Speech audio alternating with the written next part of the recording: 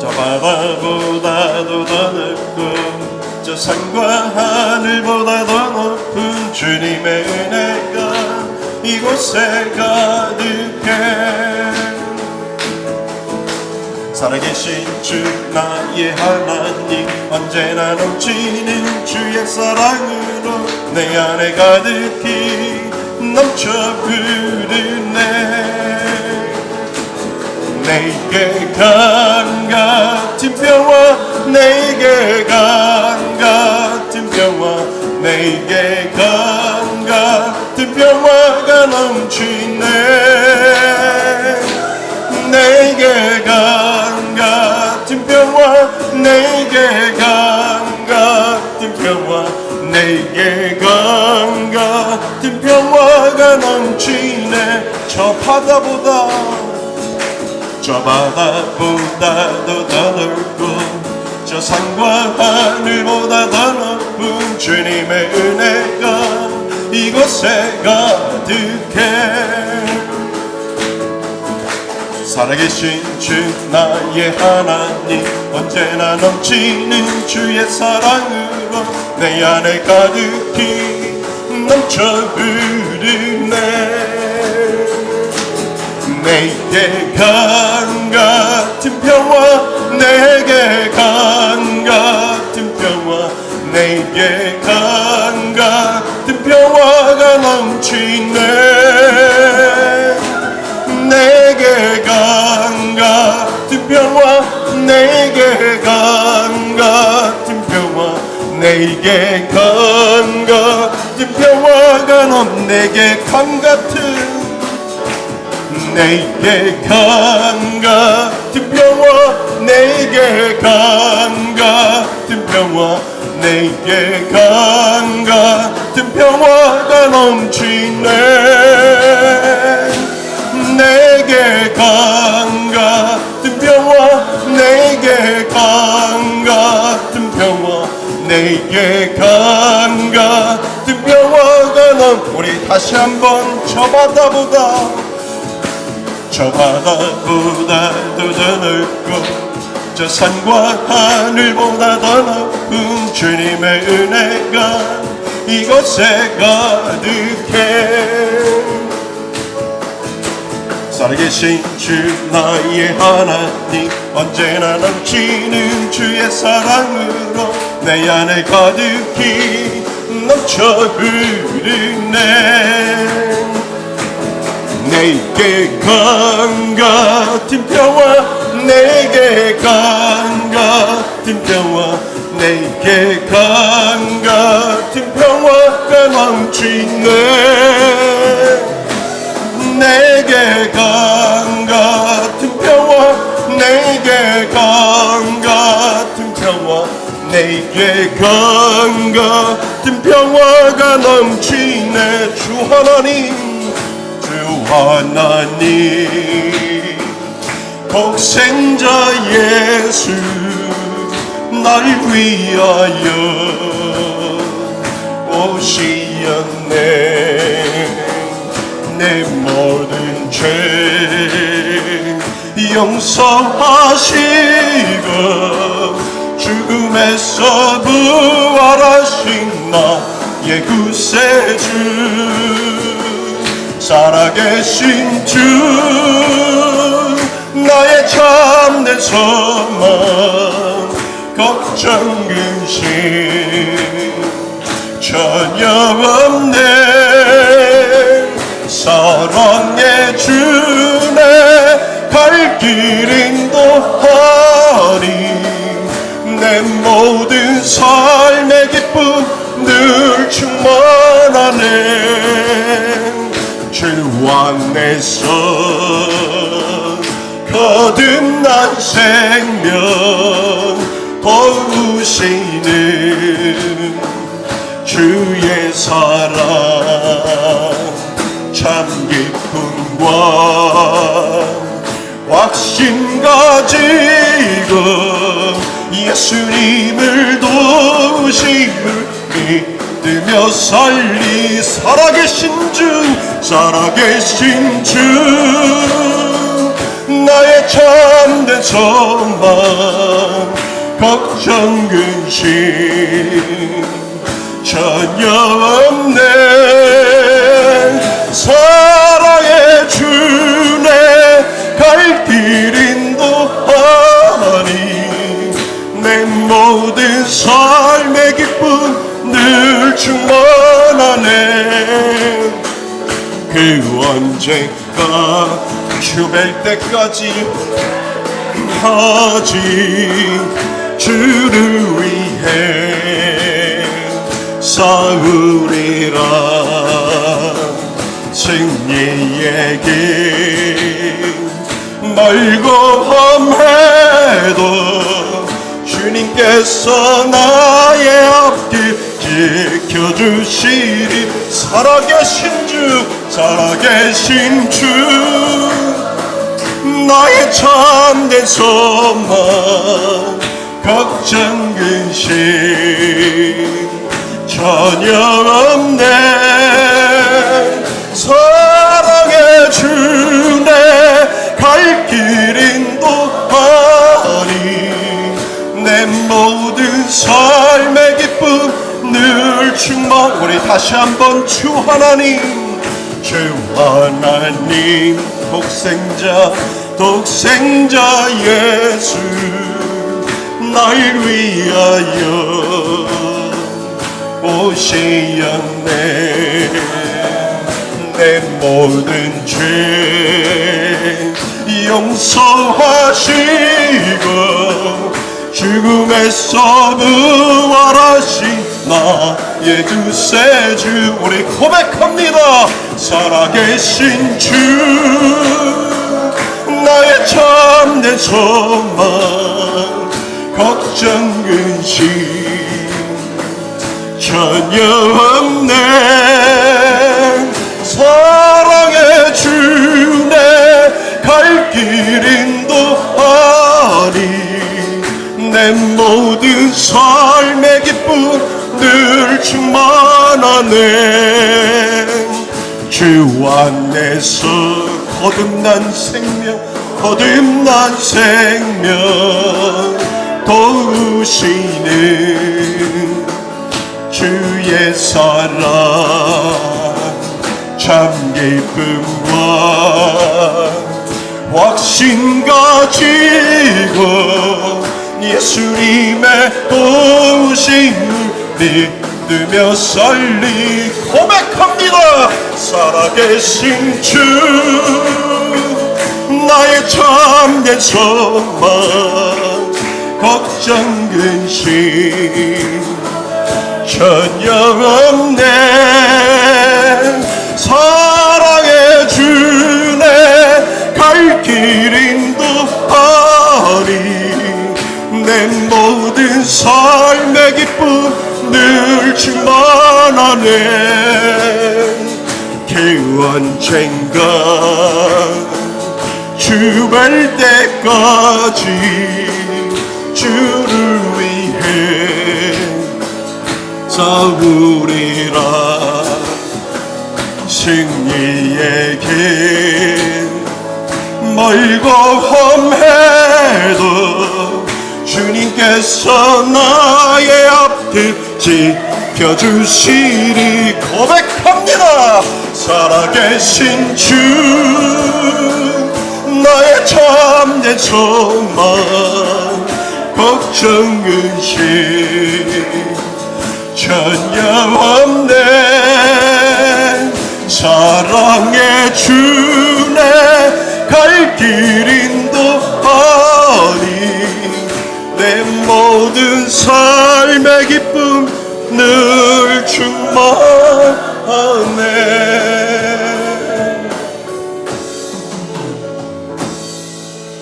주여 우린 연약합니다. 우린 오늘을 힘겨워합니다.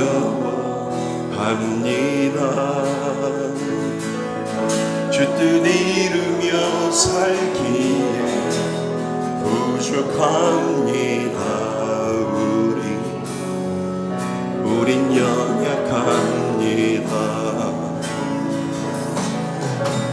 주여 우린 넘어집니다. 오늘 하루 또 실수합니다. 주의 긍휼을 구하는 죄인입니다. 우리 주만 바라봅니다.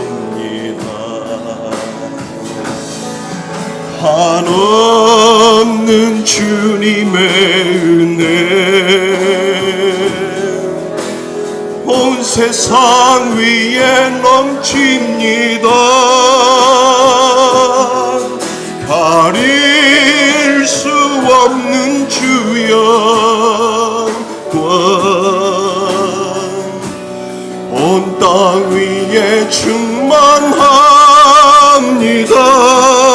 주님만 이기리오니 우린 그 길 따라갑니다. 그날에 우리 이루신 주는 완전합니다. 주여 주여 우린 연약합니다. 우린 오늘을 힘 우리 가슴에 서로를 얹고 고백합니다. 주 뜻 이루며 살기에 부족합니다. 우린 연약합니다. 주여 우린 넘어집니다. 오늘 하루 또 실수합니다.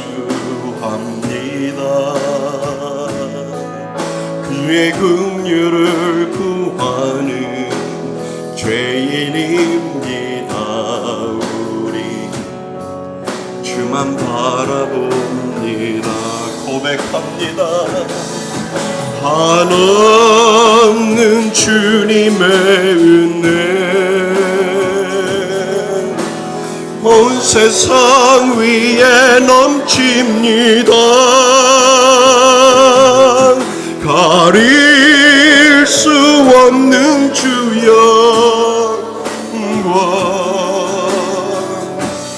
온 땅 위에 충만합니다.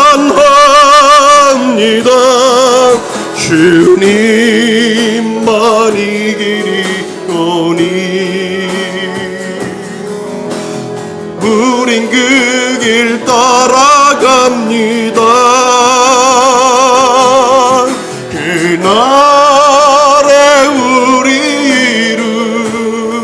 이루신 주는 완전합니다. 우리 두 손을 들고 한없는 주님의 은혜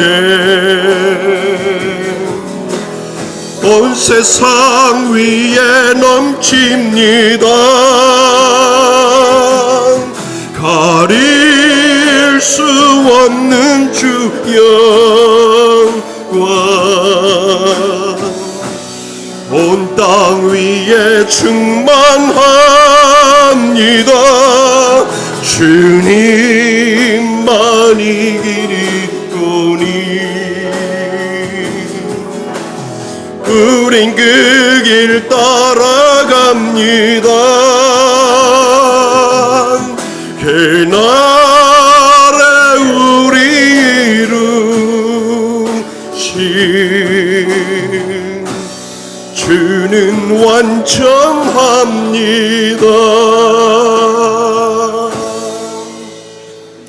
우리 다 같이 일어나셔서 두 손을 들고 하나님 앞에 찬양함으로 나아갑니다.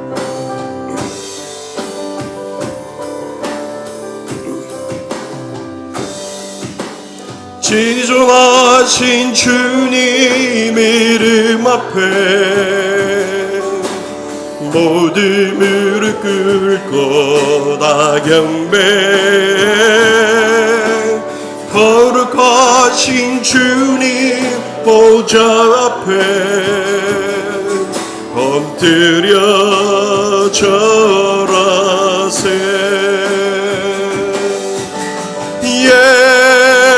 예수는 그리스도,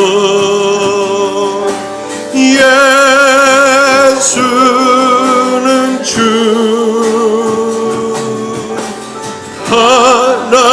하나님의 영으로 경배드리니. 예수는 그리스도, 예수는 그리스도, 예수는 주,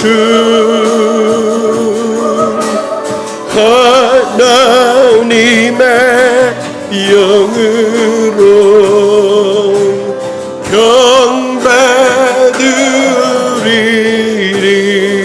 경배드리리. 내가 산을 향하여 눈을 들리라. 나의 도움이 어디서 올까? 여호와께서 너를 실족하지 아니하게 하시며 너를 지키시는 이가 졸지 아니하시리로다.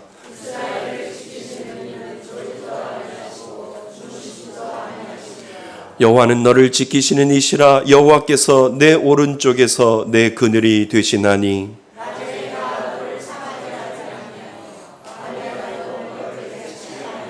여호와께서 너를 지켜 모든 환난을 면하게 하시며 또 내 영혼을 지키시리로다.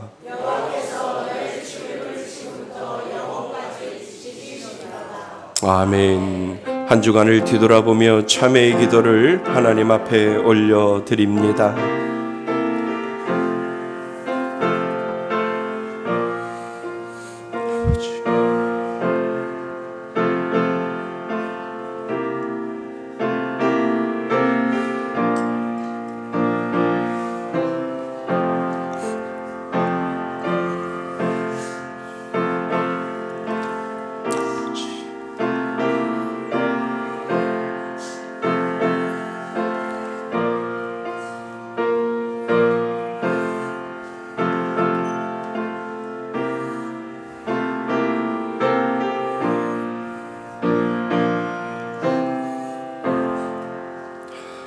만일 우리가 우리의 죄를 자백하면 그는 미쁘시고 의로우사 우리의 죄를 사하시며 우리를 모든 불의에서 깨끗하게 하실 것이요.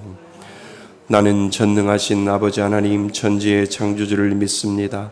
나는 그의 유일하신 아들 우리 주 예수 그리스도를 믿습니다. 그는 성령으로 잉태되어 동정녀 마리아에게서 나시고 본디오 빌라도에게 고난을 받아 십자가에 못 박혀 죽으시고 장사된 지 사흘 만에 죽은 자 가운데서 다시 살아나셨으며 하늘에 오르시어 전능하신 아버지 하나님 우편에 앉아 계시다가 거기로부터 살아있는 자와 죽은 자를 심판하러 오십니다. 나는 성령을 믿으며 거룩한 공교회와 성도의 교제와 죄를 용서받는 것과 몸의 부활과 영생을 믿습니다. 아멘. 다 같이 자리에 앉으셔서 찬송가 86장 함께 부르시겠습니다.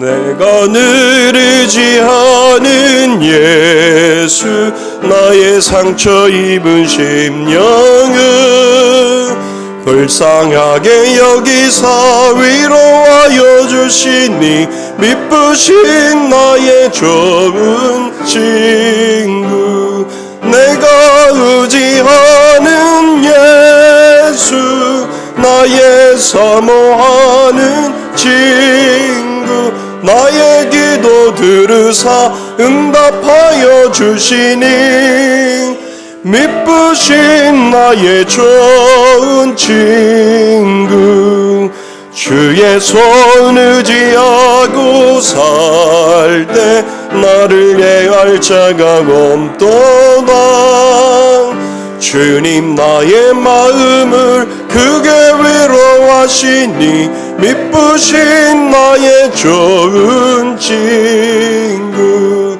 내가 의지하는 예수 나의 사모하는 친구 나의 기도 들으사 응답하여 주시니 미쁘신 나의 좋은 친구 내가 요단강 건너가며 마음이 두려워서 떨 때도 주가 인도하시니 어찌 두려워하랴 미쁘신 나의 좋은 친구 내가 의지하는 예수 나의 사모하는 친구 나의 기도 들으사 응답하여 주시니 미쁘신 나의 좋은 친구 이후 천국에 올라가서 모든 성도들과 다 함께 우리들을 구하신 주를 찬양하리라 미쁘신 나의 좋은 친구 내가 의지하는 예수 나의 사모하는 친구 나의 기도 들으사 응답하여 주시니 미쁘신 나의 좋은 친구 항상 기뻐하라 쉬지 말고 기도하라 범사에 감사하라. 아멘. 우리를 사랑하사 하나님 자녀 삼아주시고 이 시간 예배 자리로 인도하여 주심을 감사드립니다. 또한 무더운 날씨 속에 건강으로 지켜주심을 감사드립니다. 이 시간 신령과 진정으로 온전한 예배 되게 하옵소서. 성령 충만한 시간 주님께만 영광 돌리는 예배가 되게 하옵소서. 주님 이 나라를 위해 기도드립니다. 우상을 버리고 주님께 돌아오게 하시고 유령자들이 주님을 두려워하며 주님께로부터 오는 지혜와 명철을 주시고 하나가 되게 하여 주시옵소서. 정치가 안정되게 하옵소서. 다시 기도하는 부흥의 역사가 일어나게 하옵소서. 하나님 말씀의 습교에 세워주심을 진심으로 감사드립니다. 이 교회가 하나님 보시기에 투명하며 사랑이 넘치는 말씀에 살아있는 역사가 교회가 되게 하옵소서. 주님 겸손함으로 섬기는 교회가 신실한 교회가 되게 하옵소서. 특별히 전도가 시작되었습니다. 하나님 이 시간도 주님께서 함께하여 주시고 많은 성도님들이 전도에 참여할 수 있도록 도와주시옵소서. 늘 기도로 준비하며 봉사하는 일꾼들의 건강함과 입술의 파수꾼을 세워주시고 주님의 주시는 영혼의 들을 보내주시고 많은 새가족들을 보내주심을 감사를 드립니다. 새가족들이 잘 정착할 수 있도록 주님 인도하여 주시옵소서. 하나님 우리 교회 열왕기상 카톡 강중에 있습니다. 그 속에서 주님을 만나게 하시며 말씀을 이루어 열매 맺는 신앙이 되게 하옵소서. 우리의 교육관을 하나님 필요합니다. 주님 이 교회 아버지 기도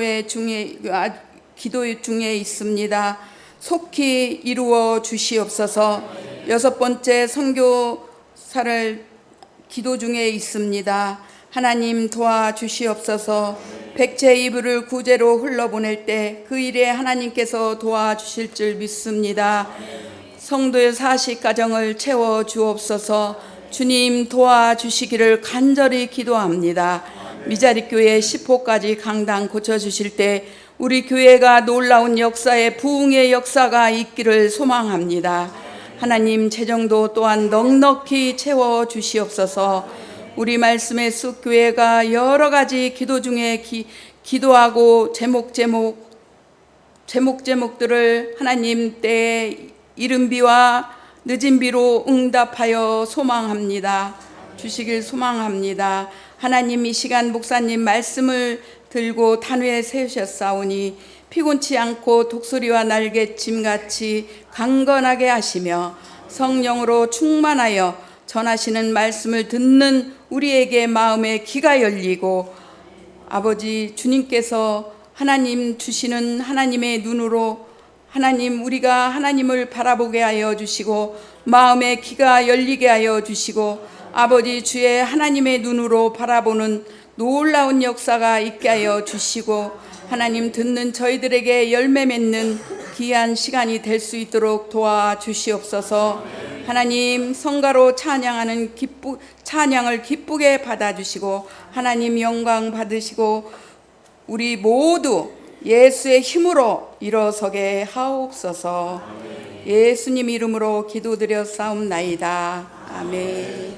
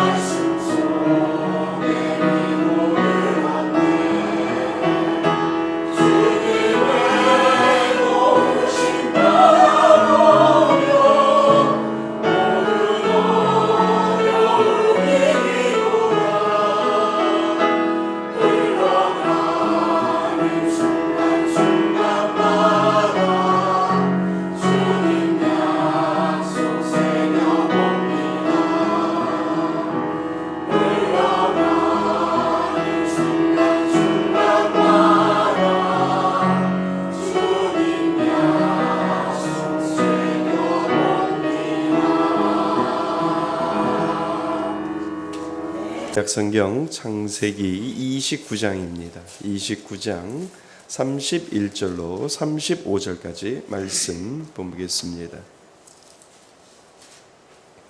제가 가지고 있는 성경은 구약 43페이지쯤에 있습니다.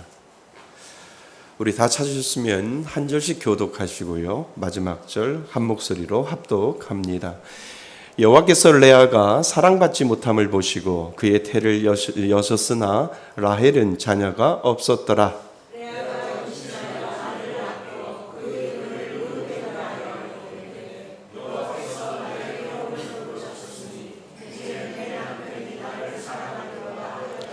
그가 다시 임신하여 아들을 낳고 이르되 여호와께서 내가 사랑받지 못함을 들으셨으므로 내게 이 아들도 주셨도다 하고 그의 이름을 시므온이라 하였으며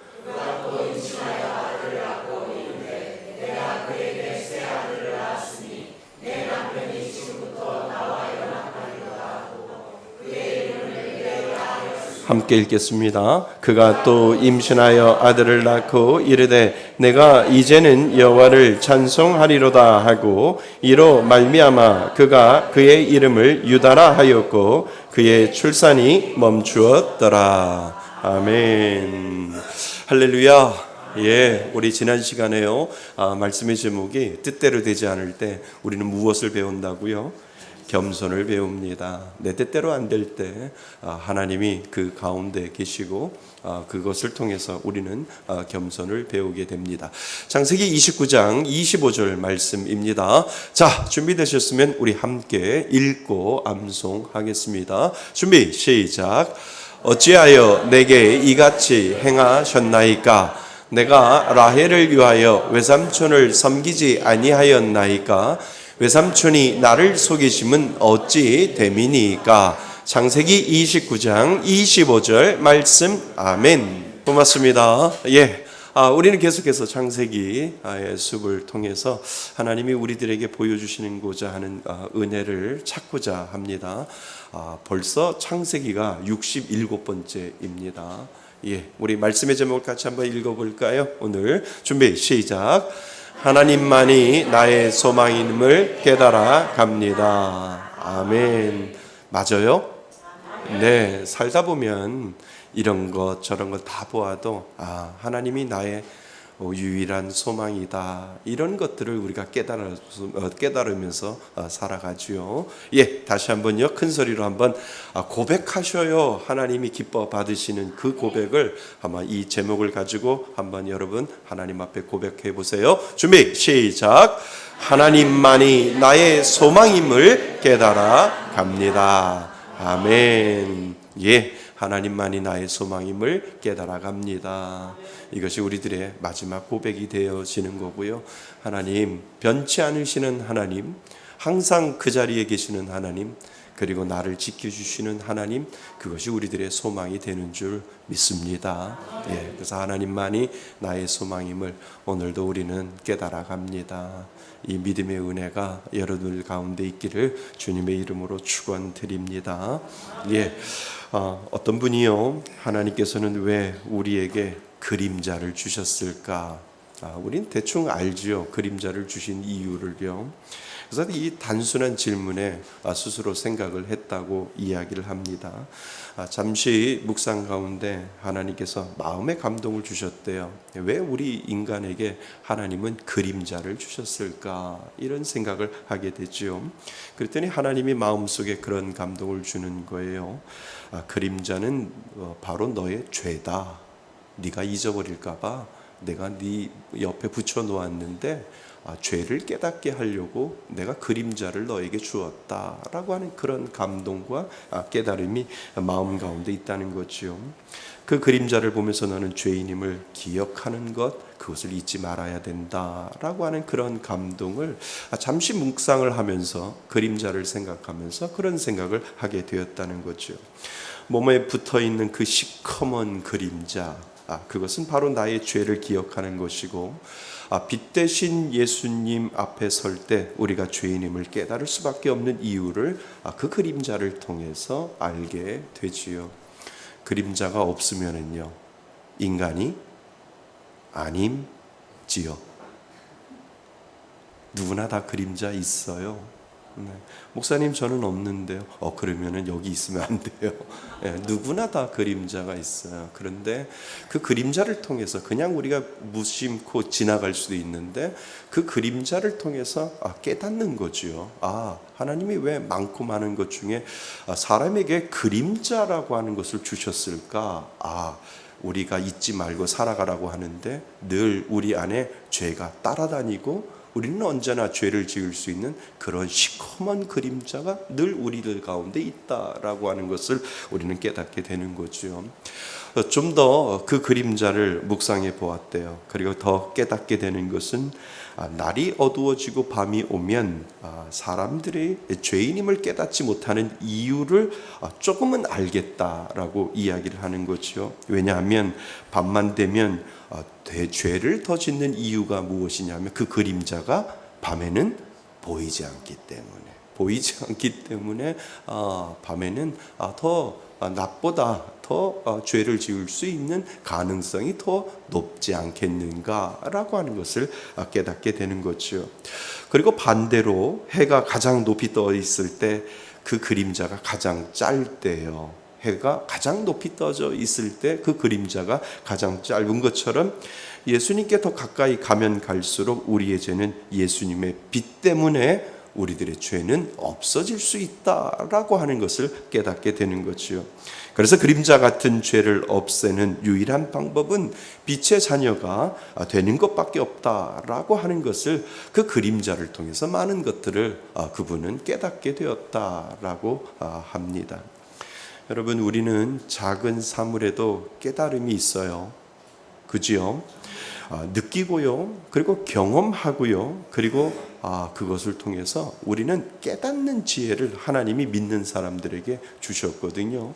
그래서 그냥 지나칠 수도 있는데 알고, 그리고 느끼고, 그리고 경험하고, 그리고 깨닫는 지혜를 특별히 믿는 사람들에게는 그 지혜를 더 주신 것 같다라고 하는 것을 우리는 알게 됩니다. 내 몸에 붙어있는 그림자를 보면서 우리가 죄인임을 깨닫게 되고 죄는 우리를 늘 따라다니는 것을 알게 되지요. 그림자 하나 때문에 많은 것들을 우리는 이분이 깨닫는 것처럼 우리도 어떠한 사물을 그냥 지나치는 것이 아니라 깨달음을 통해서 하나님이 나에게 가르쳐 주시는 것이 무엇인가라고 하는 것을 우리가 그때마다 우리는 알게 됩니다. 사람은요, 죽을 때까지 배운다는 말이 있어요. 그렇지요? 오늘도 우리는 눈을 뜨고 뭔가를 배워요. 뭔가를 보기 때문에 우리는 배웁니다. 그래서 오늘도 우리는 무엇인가를 배워가고 사실 배울 때마다 우리는 성장합니다. 인정하시지요? 배울 때마다 사람이 성장할 때 중요한 것은 경험이라고 해요. 하나하나 경험할 때 나이가 들어가고 나이가 들어가면 들어갈수록 우리는 성장한다라고 이야기를 합니다. 그래서 나이가 드는 것은 익어간다라고 이야기를 하지요. 맞아요. 우리가 경험을 통해서 사람 되어가는 것을 우리는 경험을 통해서 하나하나 배워가게 되는 거지요. 믿는 사람은 영적으로도 성장합니다. 예, 내가 믿으면 하나님은 그 영적으로도 성장할 수 있도록 만들어 주셨어요. 그런데 영적으로 성장하려면 꼭 필요한 것이 있어요. 그것이 무엇인지 아세요? 깨달음이에요. 내가 영적으로 성장하려면 뭔가를 그냥 보는 것이 아니라 오늘 이 그림자를 통해서 많은 것들을 깨닫고 그것을 통해서 하나님을 생각하는 것처럼 우리가 영적으로도 성장할 때 깨달음이라는 것이 있는데 그 깨달음을 통해서 하나님의 그 마음을 알고 하나님의 생각을 알고 나를 향한 하나님의 그 깊은 뜻을 우리가 깨달아가는 것, 그것이 바로 영적인 성장이다라고 하는 것을 우리는 알게 되는 거지요. 여러분은 예수를 믿는다고 하면서 깨달음이 있나요? 그냥 사는 거지 뭐, 바빠 죽겠는데 뭘 깨달아? 그런데 우리가 신앙생활을 하다 보면 깨달음이라는 것이 있어요. 깊은 깨달음도 있고 그냥 슬쩍 지나가면서도 하나님이 나에게 보여주시는 것이 무엇일까라고 하는 그러한 생각을 가지고 깊이 묵상을 하다 보면 거기에서 하나님이 주시는 깨달음이 있거든요. 어떤 사람들은 그냥 지나갈 수도 있는데 왜 하필이면 하나님은 이것을 나에게 보여주시는 이유가 무엇인지라고 생각을 하다 보면 나름대로 하나님이 나에게 말씀하시고자 하는 어떠한 깨달음이 분명히 있음을 우리는 알게 되지요. 나에게 있어서 하나님은 이런 분이시구나. 하나님은 나를 위해 오늘도 이렇게 해주시는구나. 하나님이 나를 이렇게 사랑하시는구나. 분명히 믿는 사람들에게는 뭔가 깨달음이 있어요. 믿으시죠? 그래서 그것을 통해서 우리는 깊어지는 거고요. 그것을 통해서 우리가 영적으로 성장한다라고 하는 것을 우리는 그 깨달음을 통해서 알게 됩니다. 우리는 성장하기 위해서 깨달아야 해요. 그 깨달음이 없다면 우리의 영적인 성장은 더딜 수 있고, 그리고 성장하지 못할 수도 있죠. 우리의 신앙이 점점 깊어가면 깊어갈수록 깨달음이 더 깊어지고요. 깨닫게 되었을 때 하나님의 은혜를 알고요, 깨닫게 되었을 때 내가 어떻게 하나님께 더 가까이 나가게 되는지를 우리는 알게 되는 거지요. 그래서 예수를 믿는다는 거는요, 깨닫는 거예요.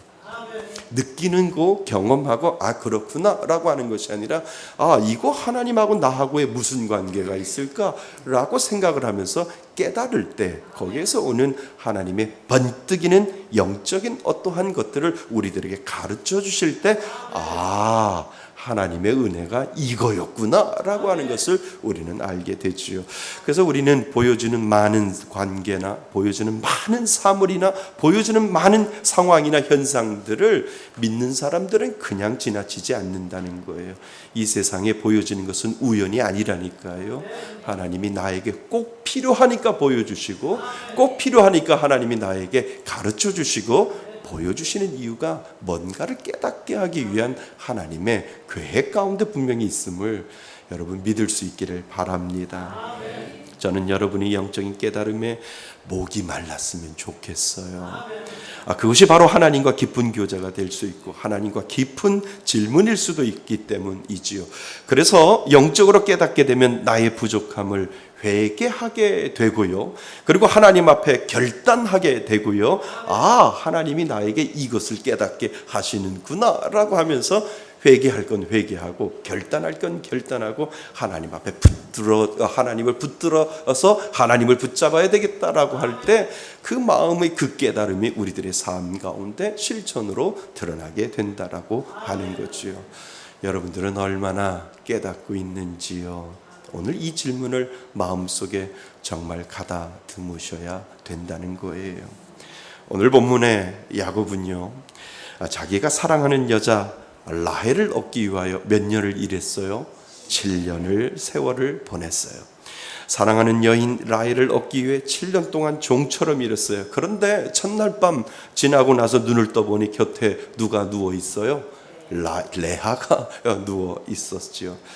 그래서 그 첫날 밤에 너무 놀랐어요. 아니 내가 사랑하는 여인 라헬이 누워 있는 것이 아니라 언니 레아가 거기에 누워 있으니 정말 감당할 수 없는 배신감이 아마 야곱에게 있었을 것이다 라고 하는 것을 우리는 지난 시간까지 살펴보았을 겁니다.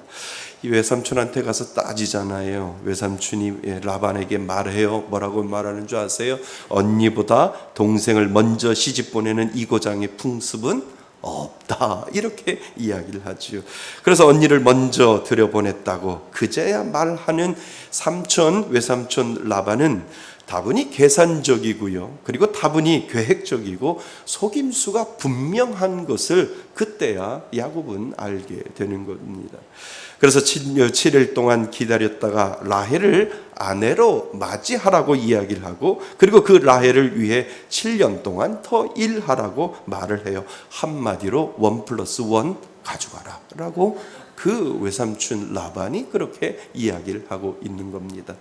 1+1 아세요? 하나 가면 하나 더 준다. 그것을 아버지 라반, 외삼촌 라반이 그렇게 이야기를 하고 있는 거죠. 어쩔 수 없이 야곱은 삼촌 라반의 제안을 받아들여요. 왜냐하면 사랑하는 누구 때문에요? 라헬 때문에, 라헬을 얻기 위해서. 그래서 14년 동안이나 외삼촌 라반에게 붙잡혀 종처럼 일하게 되는 것을 성경은 우리들에게 이야기를 합니다. 여러분, 14년 동안 일해서 울며 겨자 먹기식으로 아내를 얻은 야곱이 있고요, 그리고 아버지의 강요로 어쩔 수 없이 신혼 첫날 밤을 보내야 했던 언니 레아가 있고요, 그리고 언니 레아한테 첫 번째 부인 자리를 빼앗긴 동생 누가 있어요? 라헬이 있어요. 누구나 다 보면 다 힘들어 보이잖아요. 하나님은 오늘 특별히 누구에게 주목을 하냐 하면 레아에게 주목을 하게 되는 것을 알게 됩니다. 근데 이 레아를 통해서 누가 나와요? 신약에 가서 예수님이 나와요. 라헬을 통해서 예수님이 나오는 것이 아니라 레아를 통해서, 결국은 그 씨가 하나님이 레아를 통해서 유다 자손을 통해서, 그리고 그 유다 자손이 계속해서 내려와서 예수님까지 그 계보가 연결되어지는 것을, 야곱이 사랑하는 여인은 라헬이었는데 하나님의 계획은 라헬이 아니라 누구를 통해서? 레아를 통해서 그 계보를 이어가고 있는 것을 알게 됩니다. 어찌됐든 하나님은 오늘 마음속에 문제를 가지고 있고, 마음속에 근심을 가지고 있고, 마음속에 염려를 가지고 있는 이 레아에게 하나님은 주목하고 있는 것을 우리는 보게 됩니다. 그래서 31절의 말씀에 보면 여호와께서 레아가 뭐 받지 못함을? 사랑받지 못함을 보시고 라고 시작하는 것을 우리는 알게 됩니다. 하나님은요, 부족한 자를 찾아오셔요. 하나님은요, 연약한 자에게 관심이 있으세요. 하나님은요, 내가 힘들어하고 염려할 때 안 보시는 것이 아니라 하나님은 보고 계셨다가 가장 적절한 타임에 하나님은 당신의 일을 계획하시고 당신의 일을 실행하시는 하나님이심을 하나님은 우리들에게, 이 레아에게 그 레아가 사랑받지 못하는 것을 보시면서 하나님의 마음을 우리에게 알려주시는 거지요. 오늘도 하나님은 저와 여러분들을 보고 계시는 줄 믿습니다. 그리고 나서 때가 되면 하나님은 찾아오시고, 때가 되면 그 마음 가운데 찾아오셔서 나는 너의 하나님이시다 라고 하나님께서 말씀하여 주신다라고 하는 겁니다. 자, 우리 레아를 한번 생각해 볼까요? 사실 언니 레아는 아버지 라반에게 이용당하지 않았을까, 이런 생각을 하게 됩니다. 아버지 라반은 야곱이 동생 라헬을 사랑하는 것을 너무나도 잘 알고 있었잖아요. 왜냐하면 야곱이 라헬을 사랑하기 때문에 라헬을 위하여 7년 동안 집안에서 일하는 것을 분명히 이 라반, 아버지 라반은 알고 있었다는 것이지요. 이것을 너무나도 잘 아는 사람이 라반이에요. 라반은 야곱이 너무나 성실히 일하니까 그 노동력을 이용하고 싶었던 거예요. 그런데 7년이라고 생각하는 이 7년이 이 라반에게는 너무나도 짧은 시간이었습니다. 그래서 그 자리에 레아를 끼워놓고 한 번 더 7년을 해 먹어야 되겠다라고 하는 이런 생각을 하게 된 거죠. 언니 레아의 의견도 물어보지 않냐고 그냥 동생 라헬이 들어가야 할 신혼방에 그 언니 레아를 집어넣는 그 무정한 아버지를 우리는 보게 됩니다. 14년 동안 야곱을 묶어놓기 위해 레아를 이용한 거지요. 그렇게 본다면 딸의 행복은 아랑곳하지 않고 그저 자신의 욕심을 채우기 위하여 딸을 1+1으로 주는, 이용하는 것밖에 되지 않은 이 무정한 아버지를 우리는 보게 된다는 겁니다. 아버지는 나의 행복 따위는 전혀 관심이 없구나. 성경에는 자세히 나오지 않았지만 이것을 알고 나서 레아는 얼마나 화가 났을까라고 하는 것을 우리는 레아 입장에서 한번 생각해 보셔야 된다는 거지요. 아버지 라반은 그런 사람이었어요. 레아는 거기에 희생양이 되고 만 것을 우리는 알게 되지요. 그렇다면 억지로 결혼했더라도 그래도 남편 야곱이 자기를 사랑해 주면 살만하지 않겠는가, 이런 생각을 우리는 말씀을 읽으면서 생각해 봅니다. 그런데 우리가 알고 있듯이 야곱은 레아를 어떻게 했어요? 사랑하기는커녕 미워했다라고 성경은 우리들에게 이야기를 해주고 있습니다. 너는 내 인생의 디딤돌이 아니라 걸림돌이다, 이렇게 생각을 한 거지요. 너 때문에 나는 14년이나 이곳에서 보내야만 했다라고 야곱은 레아를 그런 식으로 성경의 원어에 보면 미워했다라고 이렇게 되어 있습니다.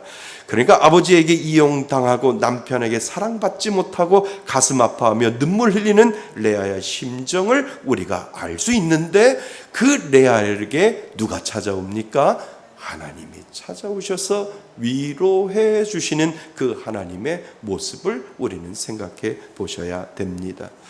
그런데 하나님은 레아를 불쌍히 여기셔서 사랑받지 못한 레아에게 무엇을 줘요? 자녀를 주기 시작하는 것을 오늘 본문은 우리들에게 이야기를 합니다. 자, 우리 32절 같이 한번 읽어봅니다. 32절입니다. 시작. 레아가 임신하여 아들을 낳고 그 이름을 르우벤이라 하여 이르되 여호와께서 나의 괴로움을 돌보셨으니 이제는 내 남편이 나를 사랑하리로라 하였더라. 아멘. 하나님이 아들을 주셨어요. 아들을. 그 당시에 아들은 되게 중요한 거거든요. 정말 딸보다도 더 중요한 게 아들인데 하나님이 이 레아에게 아들을 주시는 장면이 오늘 나옵니다. 그 큰 아들 이름이 뭐라고요? 르우벤이라고 이야기합니다. 르우벤의 뜻이 무엇인 줄 아세요? 보라, 아들이다 라고 하는 뜻이 이 르우벤 안에 들어 있어요. 여러분, 누구 보고 보라는 걸까요? 누구 보고 보라는 걸까요? 남편 야곱에게 그동안 나는 당신에게 사랑받지 못했는데 당신의 아들을 낳아 주었으니 보라, 아들이라, 당신이 이제 나를 보아야 될 거다라고 하는 그 뜻으로 르우벤이라고 하는 이름을 지었다라고 하는 겁니다.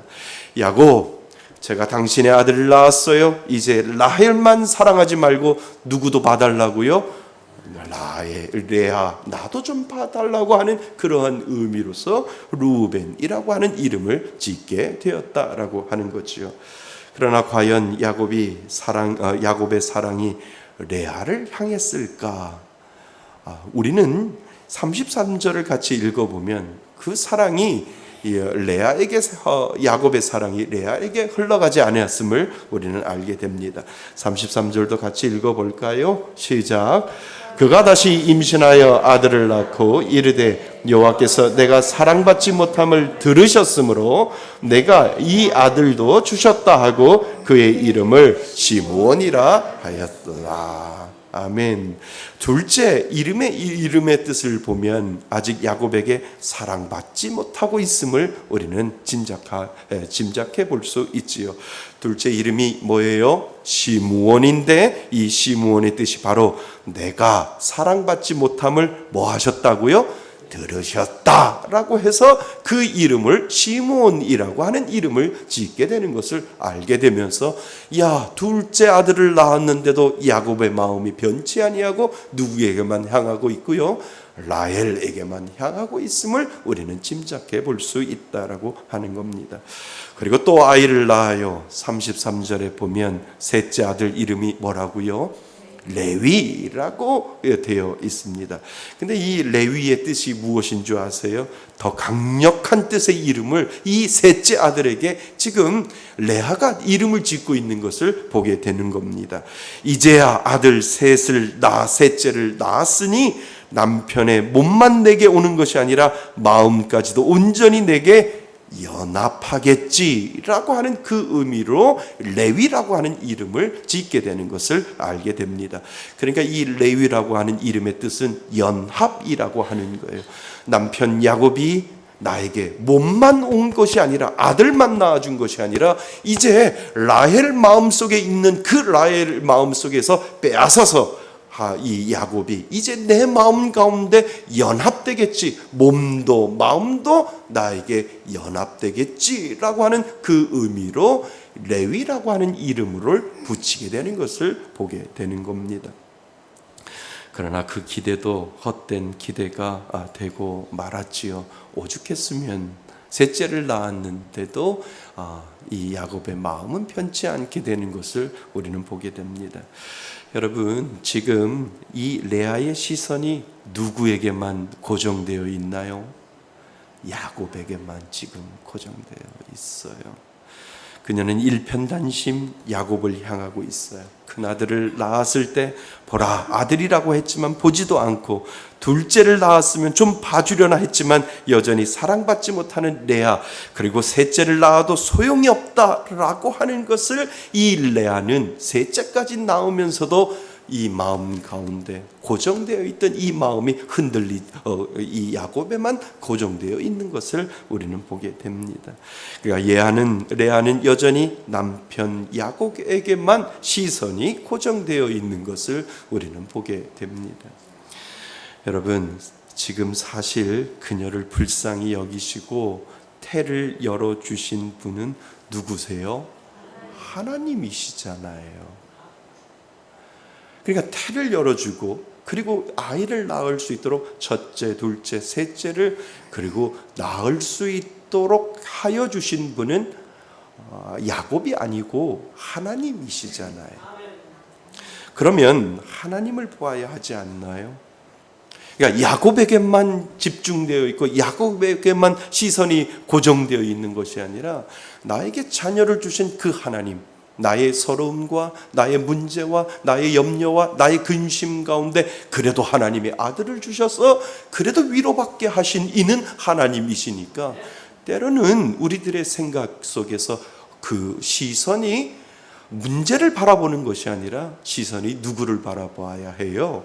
하나님을 바라보아야 된다라고 하는 것을 우리는 알게 됩니다.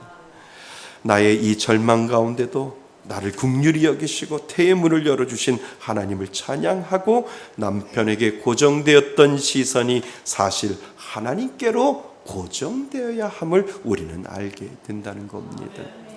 하나님이 그녀를 불쌍히 여기시고 그녀에게 자녀를 주셨다면 나의 시선은 사실 야곱에게만 머물러 있는 것이 아니라 하나님께 고정되어 있어야 함을 우리는 알게 된다는 겁니다. 왜냐하면 모든 문제의 근원까지도 아시는 이는 누구라고요? 하나님이시기 때문에 그렇다라고 하는 것을 우리는 알게 됩니다. 시선을 나를 힘들게 하고 고통을 만드는 원인에 두는 것이 아니라 하나님께 시선을 고정해야 함을 알면서도 사실 현실에 부딪히다 보면 그 문제 가운데 우리는 그 시선을 다른 데로 돌리지 못하는 것을 우리 스스로 경험할 때가 있다라고 하는 겁니다. 고개를 들어 야곱을 넘어 하나님을 바라보아야 하는데 그렇지 못하는 것을 이 레아에게만 있는 것이 아니라 오늘을 살아가는 우리들 가운데 우리가 문제를 겹하면, 우리가 염려를 접하면, 우리가 근심을 접하면 그 근심과 염려와 문제 안에 우리는 시선이 고정되어 있을 때가 얼마나 많이 있는지를 다시 한번 이 성경은 우리들에게, 하나님은 저와 여러분들에게 말씀해 주고 있다라고 하는 겁니다. 여러분, 우리가 살면서 왜 고통이 없겠어요? 크고 작은 문제들이 다 있지 않을까요? 그런데 문제 앞에 있을 때 그 문제만 바라보면 우리 행복하지 않아요. 그 문제 가운데 염려하고 근심하고 이걸 어떻게 풀까라고 하는 이 생각에 빠져 있으면 행복하지 않다라고 하는 거예요. 자식 때문에 힘들어서 자식만 바라보면 더 힘들어요. 돈 때문에 힘들어서 돈만 바라보면 더 힘들어져요. 돈 없는 내 현실을 바라보면 비참해지기 때문에 그렇다는 거예요. 돈 없는 내 현실을 바라보면 비참하잖아요. 안 그래요? 그럼에도 불구하고 시시때때로 나를 기억하시고 바라보시고 은혜를 베풀어 주시는 하나님을 바라보면 그래도 살만하다는 거예요. 무슨 말씀인 줄 아세요? 살만하잖아요. 그러니까 우리들의 시선을 어디에다 고정하느냐, 이것이 중요하다라고 하는 거예요. 근데 여러분, 믿는 사람은요 여기에만 머물지 않도록 하나님이 만들어 주셨다는 거예요. 하나님은 믿는 자에게 깨닫는 지혜를 주셨어요. 그래서 그것은 어떻게 설명할 수가 없어요. 그런데 하나님은 믿는 자에게 이상하리 많지 거기에 머물러 있지 아니하게 만드시고, 그리고 나서 하나님을 바라볼 수 있는 그 시선을 믿는 사람들에게 주셨다라고 하는 것, 여러분 믿을 수 있기를 바랍니다. 그래서 내가 고민하고 내가 걱정하고 내가 염려하고 내가 모든 고통 가운데 있다 할지라도 그 고통에 머물지 아니하고 하나님은 믿는 자에게 하나님을 바라볼 수 있는 그 시선을 믿는 자에게 주셨다라고 하는 것, 여러분 믿을 수 있기를 바랍니다. 우리는 그러한 존재예요. 그냥 문제 앞에서 그 시선이 띄어질까 봐 그 시선 속에서 우리가 여전히 거기에 있는 것이 아니라, 하나님 이거는 하나님이 해결하세요, 저는 하나님만 바라봅니다라고 하는 그 믿음의 시선을 믿는 사람들에게 하나님이 분명히 주셨다라고 하는 것, 여러분 기억하실 수 있기를 바랍니다. 레아는요 이제 셋째를 낳은 후에 거기서 아주 큰 깨달음을 얻게 되는 것을 우리는 보게 됩니다. 정말 고통만 바라보고 있으면 고통이요, 문제만 바라보고 있으면 문제요, 염려만 바라보고 있으면 염려라는 것을 그때 셋째를 낳고 나서는 스스로 깨닫게 되는 것을 이 레아를 통해서 우리는 알게 됩니다. 그리고 그 모든 것을 주관하시는 이는 하나님을 바라보아야 한다라고 하는 이 사실을 이 레아는 셋째를 낳고 난 후에 깨닫게 되는 그 순간을 우리는 경험할 수 있다라고 하는 겁니다. 하나님이 이제 넷째 아들을 주시고 난 후에야 정말 이 레아가 달라진 모습을 우리는 보게 됩니다. 자, 35절 같이 한번 읽어봅니다. 35절입니다. 시작. 그가 또 임신하여 아들을 낳고 이르되 내가 이제는 여호와를 찬송하리로다 하고 이로 말미암아 그가 그의 이름을 유다라 하였고 그의 출산이 멈추었더라. 아멘. 넷째 아들의 이름이 뭐라고요? 유다. 이 유다란 뜻이 뭐예요? 찬송하리로다 라고 하는 뜻이 그 가운데 들어있다는 거예요. 내가 이제는 누구를 찬송하리로다? 여호와를 찬송하리로다 라고 하는 이 심경의 변화가 넷째를 낳고 나서 이 레아가 변화되고 있는 것을 우리는 지금 보셔야 된다라고 하는 겁니다. 여러분, 35절에 가장 중요한 단어가 있어요. 그 단어가 뭔지 아세요? 이제는 이라고 하는 단어가 여러분들 얼마나 중요한지 아세요? 내가 첫째를 낳고 둘째를 낳고 셋째를 낳는데도 내 시선은 이 야곱에게만 고정되어 있는데 이제는 나는 야곱도 필요 없어. 이제는 내 문제와 내 염려와 내 걱정 가운데 나는 하나님만 바라보겠다라고 하는, 하나님을 찬양하겠다라고 하는 이 시선이 하나님께로 바뀌는 이 레아의 모습을 오늘 우리들에게 보여주고 있다라고 하는 거예요. 아무것도 소용이 없다라는 거예요. 이 가운데 모든 문제 가운데 내가 염려하고 내가 걱정하고 거기에 시선을 고정해 봐야 아무 소용이 없는데 이제는 내가 하나님을 찬양하겠다, 하나님을 찬송하리로다. 모든 문제의 해결점은 하나님이고 모든 문제를 해결해 주시는 이는 하나님이시기 때문에 나는 이 시선을 하나님께로만 고정하겠다라고 하는 그 의미가 이 유다 가운데 있다라고 하는 거예요. 그러니까 첫째도 아니고 둘째도 아니고 셋째도 그리고 나서 깨닫게 되는 거예요. 나의 모든 문제의 해결점은 하나님으로부터 시작되어서 하나님으로 끝나는구나 라고 하는 이 시선을 이제 하나님께로 고정하는 이 레아의 모습을 우리는 보게 됩니다. 지금까지 나는 내 남편만 보았는데 아이 셋을 낳을 동안 남편은 나를 바라보지 않는다. 이제는 여호와를 찬송하겠다 고백하는 레아의 모습을 우리는 봅니다. 여러분, 레아의 시선이 문제를 뛰어넘어 하나님을 바라보는 순간이에요. 염려에서 하나님을 바라보는 순간이에요. 모든 문제 위에 계시는 하나님께 이제 시선을 고정하겠다라고 하는 레아의 영적인 깊은 은혜가 이 이제는 이라고 하는 이 단어 가운데 분명히 들어있다라고 하는 겁니다. 여러분, 우리 인생에 왜 고통이 없겠어요? 큰 고통과 어려움과 환난이 왔을 때 그 문제에 머물러 있을 때가 많잖아요. 그것을 가르쳐 주지 아니어도 우리는 자동적으로 그곳으로 흘러가요. 그럼에도 불구하고 나를 도우시는 하나님, 그 하나님을 바라보고 따라가면 우리는 견딜 힘이 하나님께로부터 나온다라고 하는 것을 여러분 기억하실 수 있기를 바랍니다. 여러분, 하나님이 레아를 통해 우리에게 미리 가르쳐 주는 거예요. 셋째 낳고 넷째 낳아서 네 마음이 하나님께로 시선이 고정되어 있는 거 내가 미리 가르쳐 줄게. 내가 이 레아를 통해서 내가 미리 말씀을 통해서 너에게 가르쳐 줄 테니까 그냥 다른 거 걱정하지 말고 문제와 고통을 다루시는 하나님께 먼저 시선을 고정하라라고 하나님은 저와 여러분들을 지금 초청하고 계신다라고 하는 겁니다. 고통을 풀어주시는 이도 하나님이시요, 나의 근심도 열어주시는 분도 하나님이시고, 모든 염려까지도 열어주시는 그 하나님께 시선을 그냥 못 박으라고 말씀하시고 그 시선을 고정할 때 말씀을 통해서 하나님은 깊은 깨달음을 주시는 하나님, 그 하나님이 바로 저와 여러분들의 하나님이신 줄 믿습니다. 저는 요즘 마음속에 많은 갈등이 있어요. 어떻게 보면 큰 근심이 있고요. 그리고 마음도 아프고요. 그 문제 앞에 서면 제가 할 수 있는 것이 아무것도 없다라고 하는 그러한 생각을 제 마음 가운데 가지고 있습니다. 그런데 하나님이 저에게 주신 것이 있어요. 그것이 뭔지 아세요? 기도잖아요. 여러분들에게 근심이 있고 여러분들에게 염려가 있고, 근데 하나님이 주신 은혜가 뭐냐면 기도라고 하는 것을 하나님이 주셨잖아요. 기도는요, 내 시선을 하나님께 고정하는 가장 최고의 방법이라는 거예요.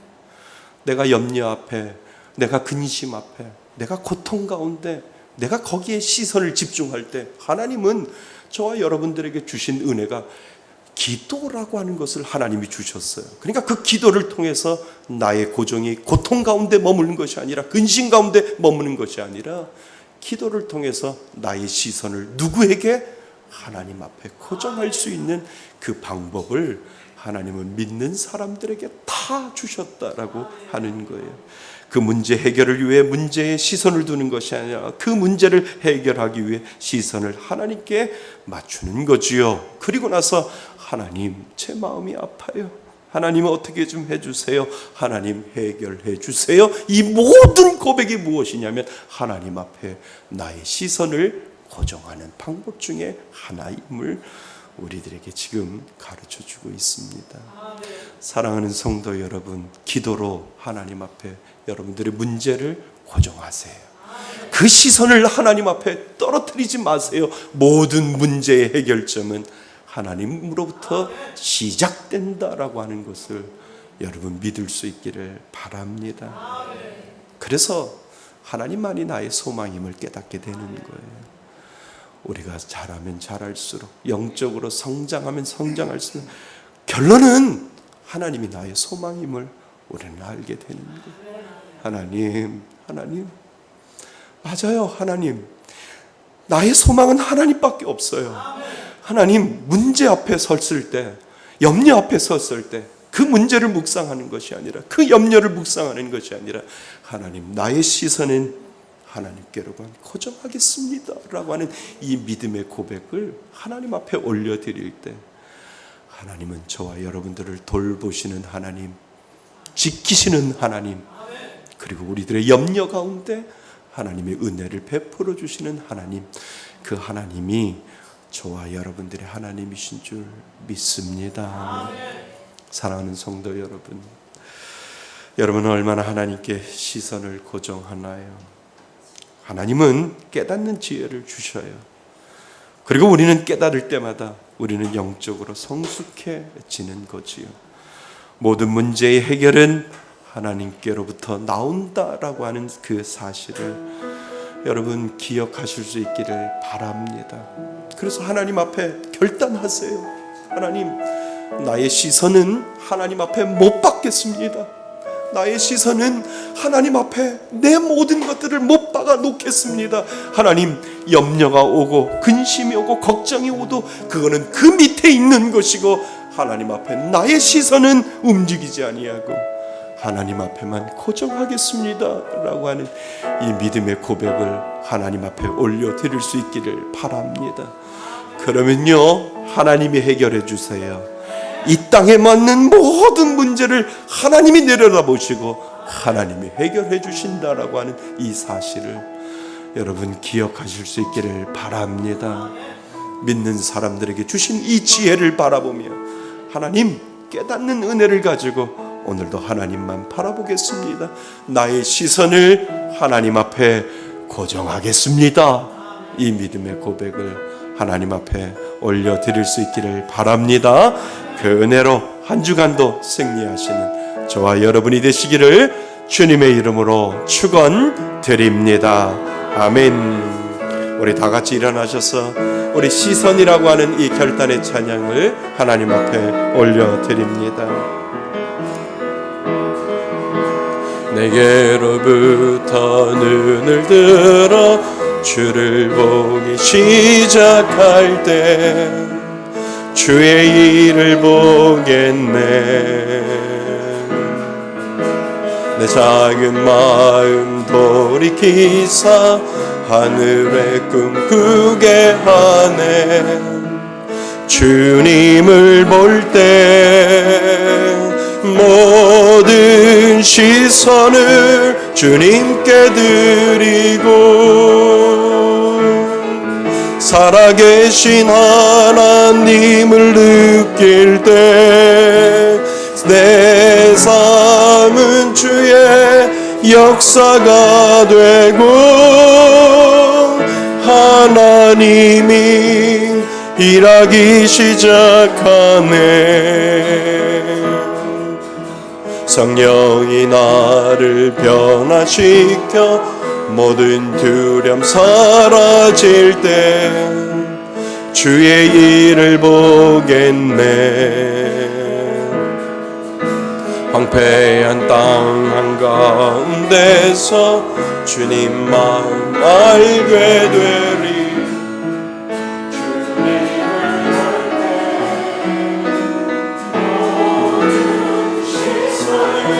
주님께 드리고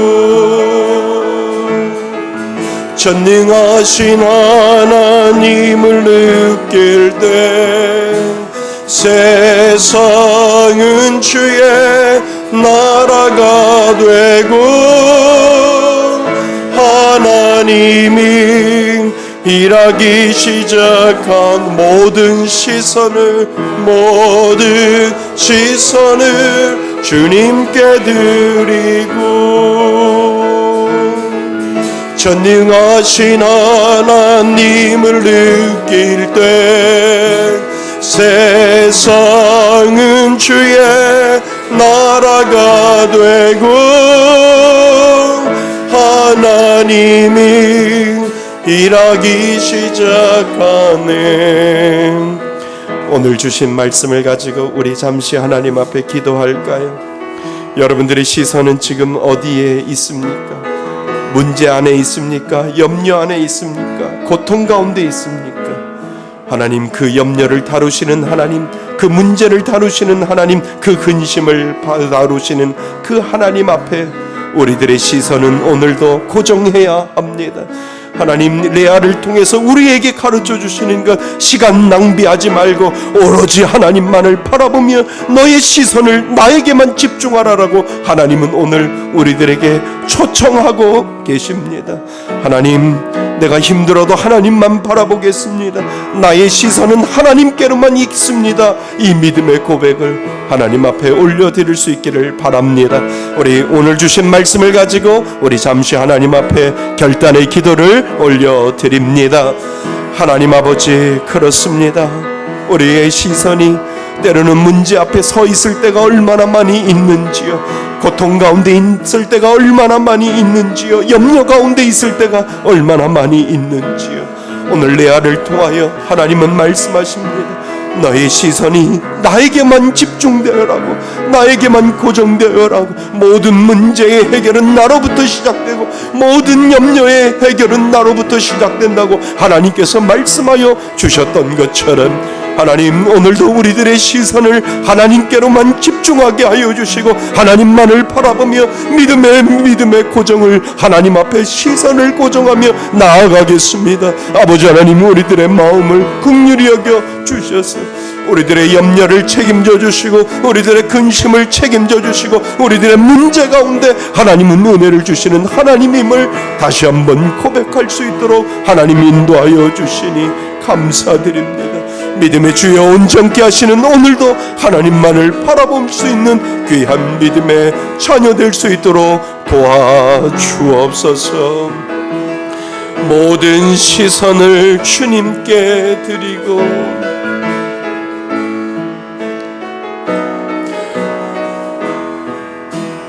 모든 시선을 주님께 드리고 전능하신 하나님을 느낄 때 세상은 주의 나라가 되고 하나님이 일하기 시작하네. 하나님, 그렇습니다. 우리는 때로는 염려를 묵상하고 근심을 묵상하고 고통을 묵상할 때가 얼마나 많이 있는지 다시 한번 우리 자신을 뒤돌아봅니다. 모든 근심 위에, 모든 염려 위에, 모든 걱정 위에 모든 것들을 주관하시는 그 하나님의 우리의 시선이 고정될 수 있도록 도와주옵소서. 모든 해결은 하나님으로부터 나온다는 것을 알면서도 우리는 현실 앞에서는 문제 앞에 서 있을 때가 얼마나 많이 있는지 다시 한번 우리 자신을 되돌아봅니다. 하나님, 레아가 넷째를 낳고서야 이제야 하나님을 찬송하리로다 하나님 앞에 고정했던 것처럼 하나님, 우리들의 마음도 하나님 앞에 고정할 수 있도록 도와주셔서 하나님, 우리들의 기도를 통하여 하나님 앞에 시선이 고정될 때 우리들의 염려가 떠나갈 것이고 우리들의 염려와 우리들의 문제와 우리들의 고통이 해결될 것을 하나님 앞에 바라보며 기도하며 나아가오니 하나님, 우리들 가운데 은혜 위에 은혜를 더하여 주시고 하나님의 놀라운 역사가 우리들의 시선이 고정될 때마다 하나님의 은혜가 임할 수 있도록 인도하여 주옵소서. 하나님, 같이 예배를 드리는 우리 성도들 마음 가운데 염려가 있습니까? 근심이 있습니까? 고통이 있습니까? 하나님께로만 시선이 고정될 수 있도록 도와주옵소서. 하나님, 모든 것들을 하나님 앞에 영광 돌릴 수 있는 저희들 될 수 있도록 인도하여 주옵소서. 이제는 우리 주 예수 그리스도의 은혜와 아버지 하나님의 크신 사랑과 성령님의 교제하심과 교통하심이 하나님만을 바라보며 하나님 앞에 나의 시선을 집중하며 살겠노라고 결단하며 다짐하며 예배드리는 이곳에 모인 모든 하나님의 자녀들 머리 위에 하나님의 크신 은혜가 지금부터 영원토록 함께 있을지어다.